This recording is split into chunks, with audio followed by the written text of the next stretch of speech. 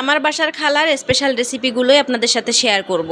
আজকে খালা রান্না করছে লইটা মাছ ভুনা। তো চলুন রেসিপিটা আপনাদের সাথে শেয়ার করি। প্রথমে খালা তেল দিলেন, সরিষার তেল, তারপরে এই তো ধুয়ে রাখা লইটা মাছটা আপনাদের সুন্দর করে একটু দেখিয়ে দিলেন। খালার আবার ভুলে যাওয়ার স্বভাব আছে, তিনি গরম তেলে দিতে চাইছিলেন গরম মশলা, তেজপাতা, তো সেটা না দিয়ে প্রথমে দিয়ে দিলেন পেঁয়াজ বাটা।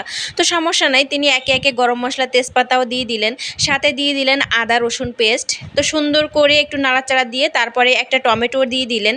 এরপরে দিয়ে দিলেন কিছুটা পানি মশলাটা সুন্দর করে কষানোর জন্য। এখন খালা একে একে গুঁড়া মশলাগুলো দিয়ে দিলেন। প্রথমে দিয়ে দিলেন মরিচের গুঁড়া, তারপরে জিরার গুঁড়া, এখন দিয়ে দিলেন হলুদ।